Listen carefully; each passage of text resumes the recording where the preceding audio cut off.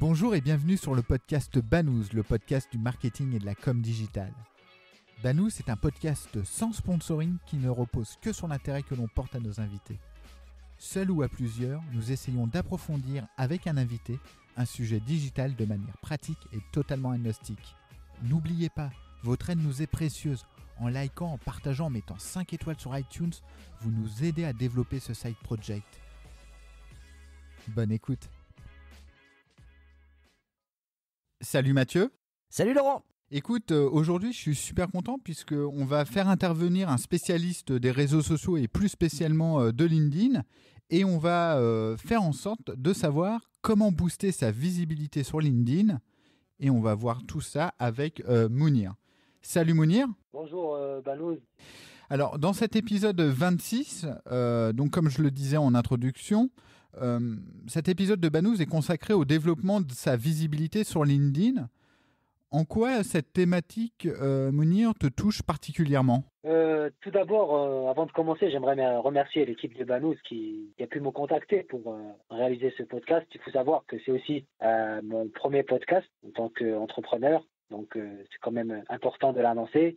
Et pour répondre à ta première question, en quoi ça me touche ?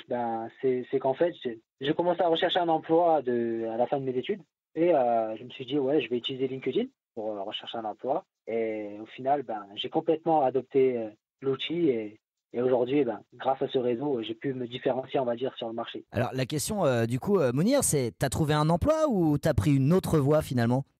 J'ai décidé de me lancer en tant qu'auto-entrepreneur, consultant en marketing digital. À la suite, justement, de mes réalisations, mes infographies. Alors, des freelances en marketing digital, il y en a des centaines de milliers, si ma mémoire est bonne, d'après une dernière étude.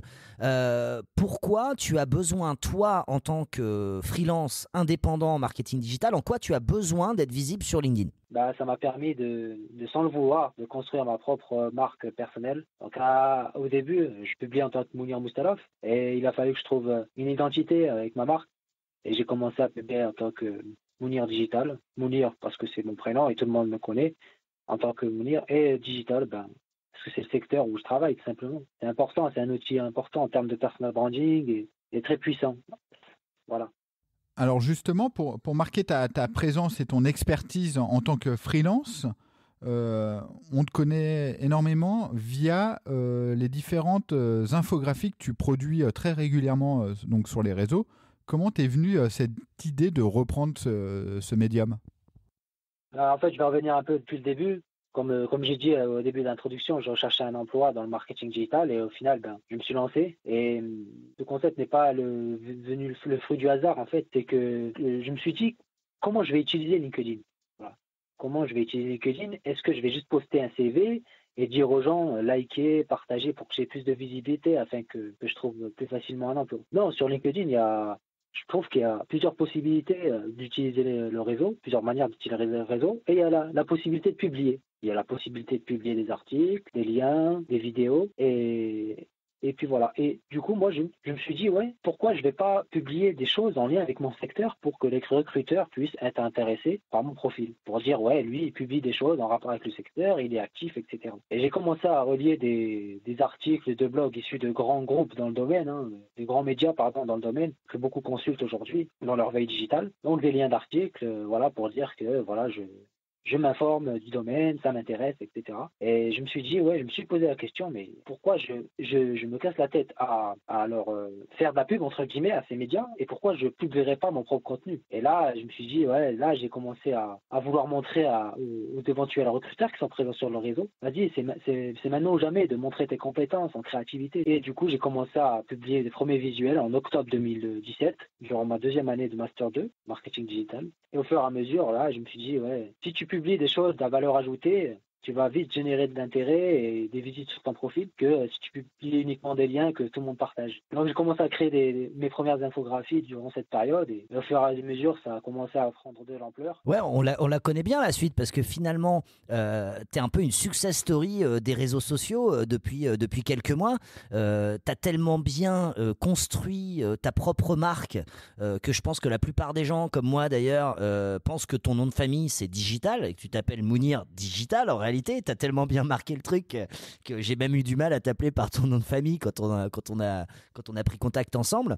Cette touche que tu as trouvée sur les infographies, qui est un média finalement presque un petit peu, qui était tombé en désuétude, entre guillemets, sur les réseaux et qui était vachement moins utilisé que ces dernières années, tu l'as vraiment remis au goût du jour avec une puissance et une précision qui était assez exceptionnelle. Combien tu as réalisé d'infographies aujourd'hui, Mounir? Aujourd'hui, depuis mes débuts, octobre 2017, ouais, je pense que j'en suis bien environ à 300-400. Ouais. Donc tu as fait 300 à 400 infographies, ce qui est énorme. À quel moment tu as compris que la mayonnaise prenait? C'est-à-dire, est-ce qu'il y a eu un post qui a eu des statistiques particulièrement incroyables pour que tu comprennes que ce média-là, ce type de contenu, allait vraiment prendre? Oui, au fur et à mesure de publier entre octobre et l'année 2018, j'ai continué à publier au fur et à mesure une communauté à le jour et c'est un post qui a très très bien marché et c'était du community manager vu par les autres et en réalité. En fait, voilà, j'étais en alternance durant ma deuxième année de master au sein d'une entreprise téléphonie mobile et j'entendais par-ci par-là dans l'entreprise les idées reçues, voilà, du community manager, du digital market. On entendait comme quoi ils faisaient rien, ils snappaient au travail, voilà, pour eux, voilà, ces métiers-là sont sous-estimés, voilà, tu fais rien, tu t'es payé à faire ça, et voilà, c'est trop facile. Alors que non, être community manager, digital marketer, c'est analyser une audience, c'est faire de la veille de contenu, c'est du temps pour créer des contenus qui sont originaux, pour se démarquer de la concurrence. Bref, il y a plein de tâches qui méritent du temps et qui méritent d'être mis en valeur. Et en faisant ce visuel, sur un seul visuel, j'ai pu dire en sorte une vérité que beaucoup genre d'étudiants ou d'entrepreneurs aujourd'hui qui sont dans le domaine l'approuvent, quoi. Ce visuel a super bien marché. Il a été vu plus de 60 000 fois d'un coup. Et moi, je ne comprenais pas.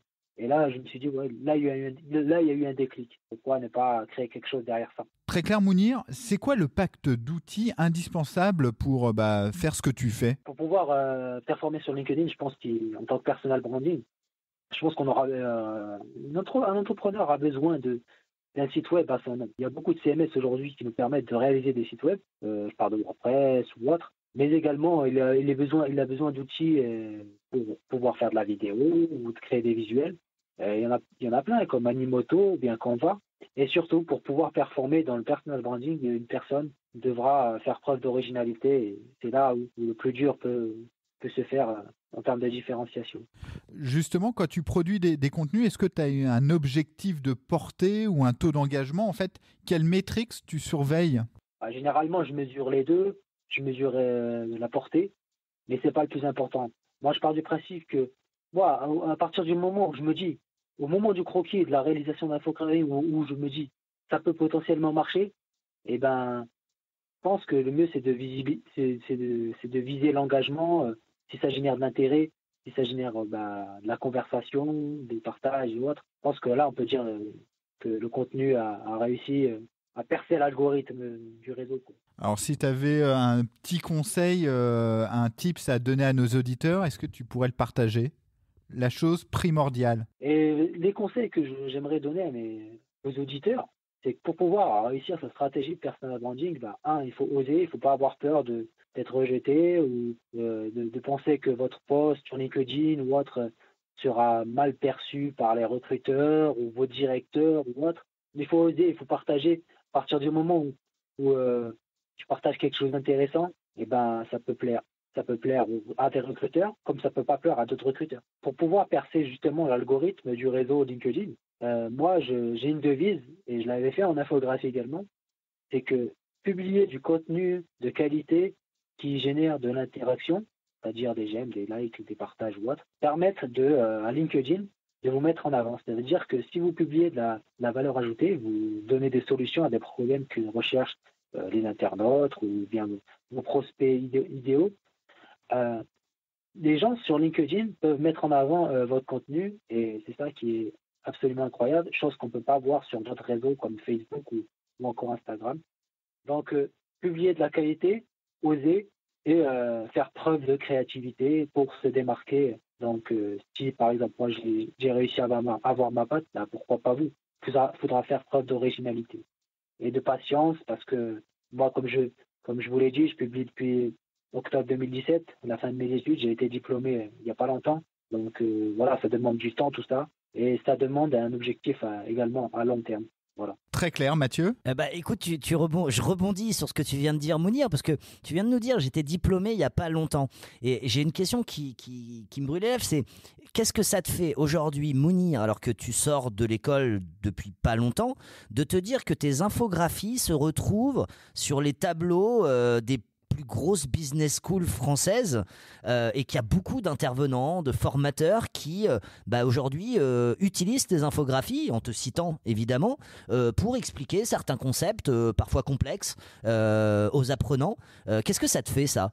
C'est une fierté pour moi parce que je ne sais pas s'il y a beaucoup d'étudiants qui ont eu cette chance-là d'avoir leur travail reconnu à peu près partout en France ou ailleurs dans le monde. Hein. J'ai même des contacts en Corée du Sud, au Sénégal et autres qui ils disent ouais, on a vu ton truc dans notre formation. Pour moi, c'est une fierté, surtout que je viens de sortir de l'école. Enfin, je sais pas, des fois, j'arrive pas à mesurer jusqu'où ça va. Et évidemment aussi, j'aimerais imposer certaines conditions dans les prochains jours. Dans l'utilisation de mes réalisations, bien évidemment, ça me demande du temps et tout. Et comme on dit, des fois, pas le mérite salaire. Hein. C'est normal. Et à un moment, il faut aussi qu'il y ait un retour sur investissement par rapport à ce temps passé et à cette créativité que tu partages avec le web français et les marketeurs digitaux français. En tout cas, Mounir, moi, je voulais te remercier pour cette créativité dont tu fais preuve, ce partage que tu as, on va dire, et cette générosité que tu as avec nos pairs dans le marketing digital. Moi, je suis très content de t'avoir donné la parole aujourd'hui parce que on te connaît beaucoup par tes infographies, par ton avatar, mais on entend peu ta voix. Hein, donc déjà, moi, je suis content de te donner la parole et qu'on puisse mettre une voix sur ces infographies. Et je ne saurais trop que t'encourager à continuer à faire ce que tu fais parce que tu démontres ton expertise, tu démontres ton expérience, tu démontres ce que tu peux apporter à une entreprise parce que ce que tu t'appliques à toi-même, demain, tu peux l'appliquer à n'importe quelle structure finalement parce que c'est une méthodologie, c'est une compétence. Et effectivement, oui, les community managers ne sont pas payés qu'à snapper toute la journée. Non, c'est une vraie compétence et je l'affirme aussi là au micro de Banous. Donc un grand merci à toi, Mounir, pour tout le travail que tu fais. Merci beaucoup à l'équipe de Banous. Hein, ça fait plaisir d'entendre ça. Et bien évidemment, il y a un objectif à long terme. Hein, après ces infographies, c'est éventuellement transmettre mon savoir, transmettre ce que je sais. J'aimerais bien coacher d'ici peu des entrepreneurs pour améliorer leur personal branding sur LinkedIn. C'est parce que si moi j'ai réussi, pourquoi pas eux. Ça va être peut-être mon slogan, ça peut-être. Et du coup, voilà, merci à vous et c'est très gentil de votre part. C'est vrai qu'on n'entend pas beaucoup ma voix, mais au fur et à mesure du temps, avant on ne me voyait pas en vrai en termes de photos. Là, je commence à me mettre en avant en termes de photos. Là c'est la voix. Bientôt, petit à petit, l'oiseau fait son nid. Voilà. Merci beaucoup Mounir. On peut te retrouver sur mounirdigital.fr et sur l'ensemble des réseaux sociaux. Tu es super visible.